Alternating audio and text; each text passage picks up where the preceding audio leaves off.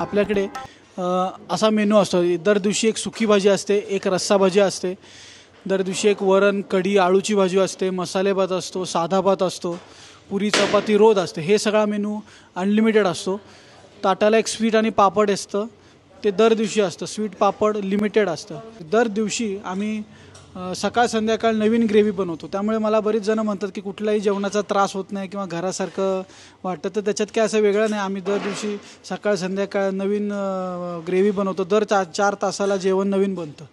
दुपार झाली, भूक लागली आणि विचार केला आज थाळी खाऊया, आणि माझी आवडती थाळी खायला मी पोचलो आहे इथे राधिका भोजनालयामध्ये। आता शुक्रवार पेठेमधलं हे खूप जुनं ठिकाण आहे।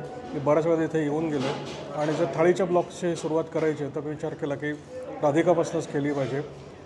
हॉटेलमध्ये आज जायचं नव्हतं, आज घरगुती जेवण करायचं होतं, आणि घरगुती जेवण म्हटल्यानंतर एकच नाव डोळ्यासमोर आलं, ते म्हणजे राधिका भोजनालय। लिंक खाली ॲड्रेसचे देणार आहे मी डिस्क्रिप्शनमध्ये। थाळी आलेली आहे, काय काय आहे आज भाजी त्या बघूया। इथे आहे आता वालाची भाजी। हॉटेलमध्ये वगैरे वालाची भाजी मिळण्याचं काही कारणच नाही आहे, ते घरगुती खाण्यातच मिळू शकतं। ही आहे पुढे मसुराची उसळ, आणि छान मसुराची उसळ दिसायलाच, कलर वगैरे। पुढे आहे इथे ही आमटी आहे, प्रॉपर डेन्सिटी असलेली आमटी आहे, उगीच पातळ काहीतरी अशातला प्रकार नाही आहे। नेक्स्ट इथे दिसतं आहे ती म्हणजे कढी, गुजराती कढी असावी असा आत्ताचा गेस आहे। नेक्स्ट आहे इथे पनीर मसाला टाईप काहीतरी बनवलेलं आहे। पुढे आहेत गुलाबजाम, त्याच्यानंतर इथे दिला आहे तो सलाड थोडंसं, त्याच्यानंतर पुढे इथे दिला आहे हा पापड, नंतर दिलं आहे इथे छानपैकी पुरी, आणि इथे आहे ती पोळी। सो पोळी पुरी सगळे ऑप्शन्स अवेलेबल आहेत। यापैकी पापड गुलाबजाम आणि पनीर एवढं सोडलं तर बाकी सगळं अनलिमिटेड आहे। सगळ्यात शेवटी जो माझा आवडता पदार्थ आहे तो म्हणजे आळूची भाजी, रादर आळूचं फतफदं। आपली नेहमीची पद्धत आहे की प्रत्येक पदार्थ एक एक एक एक छोटासा घेऊन टेस्ट करायचा, आणि मग काय जीभ सांगते ते बघायचं, आणि मग जेवायला सुरुवात करायची। मला जो मगाचा जो सुगंध येतो आहे तो म्हणजे इथे ठेचा ठेवला आहे, खरडा म्हणता येईल राहतात तुला, हा खरडा, आणि त्याची तरी आहे लोणचं। पण खरड्याच्या त्या सुगंधाने वासाने एकदम ऑलरेडी जेवायचा मूड तयार झालेला आहे। आपण आधी ही वालाची भाजी टेस्ट करूया कशी ती। प्रॉपर शेंगा, प्रॉपर बिया, घरगुती ज्याला म्हणतात अशी प्रॉपर टेस्ट आहे इथे। नेक्स्ट ही उसळ,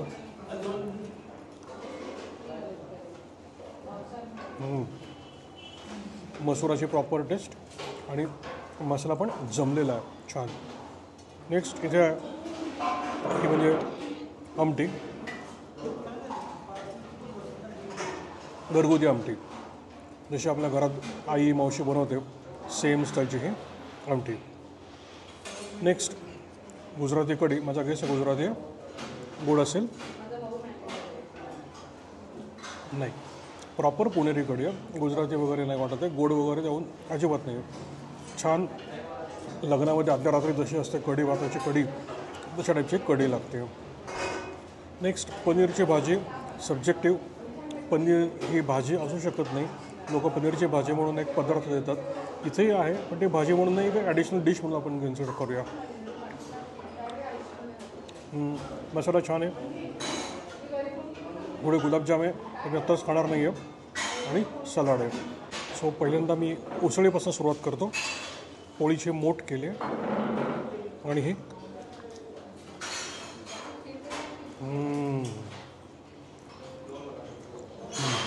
वा ॲक्च्युली घरी जेवतो असं वाटतं. हे आता आहे आमटी.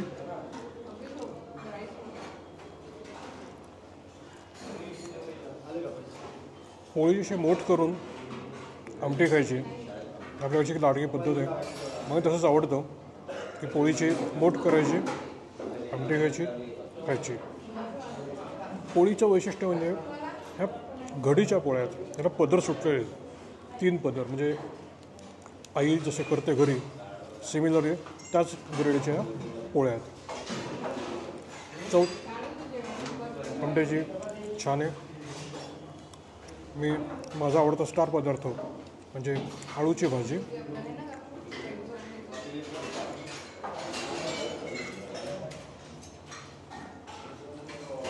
टिपिकल पेठी ज्याला म्हणतो आपण तशी आळूची भाजी आहे.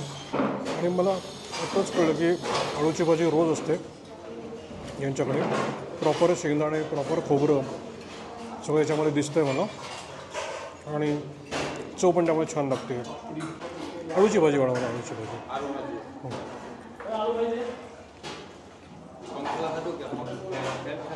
नाही आळूची भाजी मला आवडते आणि मी ती वाटी 2-3 वाट्याला नक्की पिण्याचं ठरवलेलं आहे.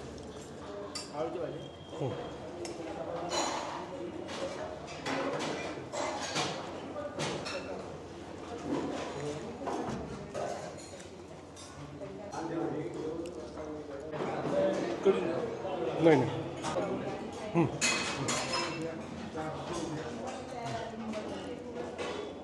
पोळी अनलिमिटेड आहे, पुरी अनलिमिटेड आहे, भाते अनलिमिटेड आहे. मी 2 आळूच्या वाट्या संपवल्यात भाजीच्या. आता मी कढी आणि परत एकदा आळूची भाजी रिफिल करून घेणार आहे. मला भयानक आवडलेली आहे.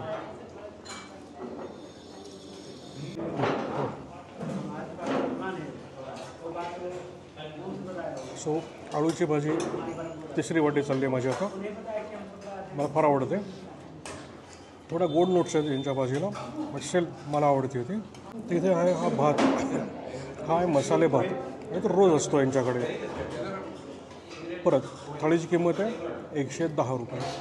ही वालाची भाजी, ही होती मसुराची उसळ, ही होती आमटी, ही होती कढी, इथे होती ही आळूची भाजी, हे गुलाबजाम आणि ठेचा, लोणचं, पापड, पुरी, पोळी आणि पनीर. पूर्ण थाळी छान, सावकाश खावी गरजी या टाईपचे टिपिकल. आता मी ताट संपवतो. मी दोन्ही भात घेतले, साधा भात पण घेतला आणि मसाला भात पण घेतला. नाही थँक्यू. आणि ते सतत देऊन लोक वाढत राहतात, आग्रहाने वाढत राहतात. चपाती घ्या, भाज्या घ्या, काही असं सांगायला लागत नाही, इकडे हे आणून द्या, ते आणून द्या वगैरे.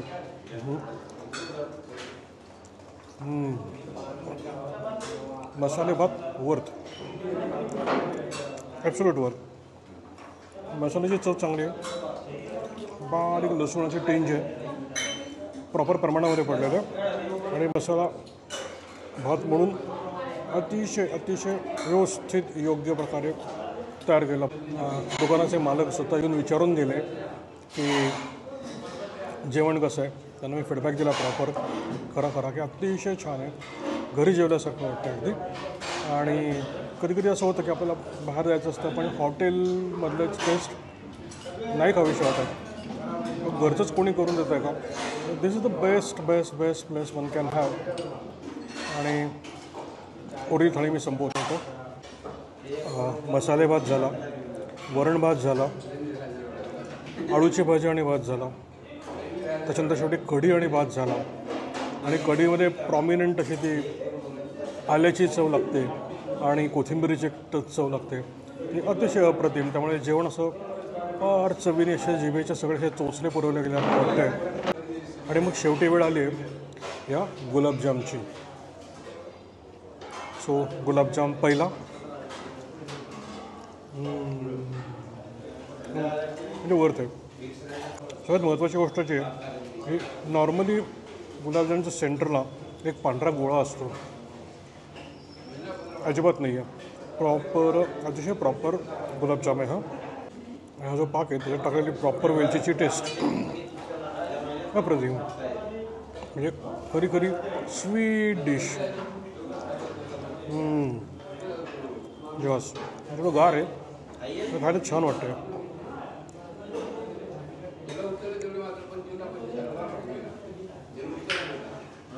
अशा रीतीने मी शेवटचा तुकडा गुलाबजामचा खाऊन थाळीची ह्या सांगता करतो.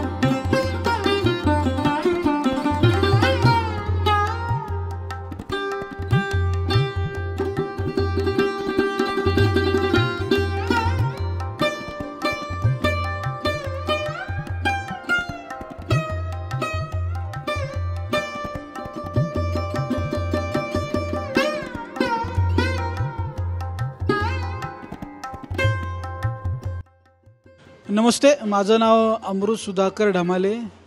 ही आपली मेस राधिका भोजनालय या नावाने आम्ही मंथली मेस चालवतो.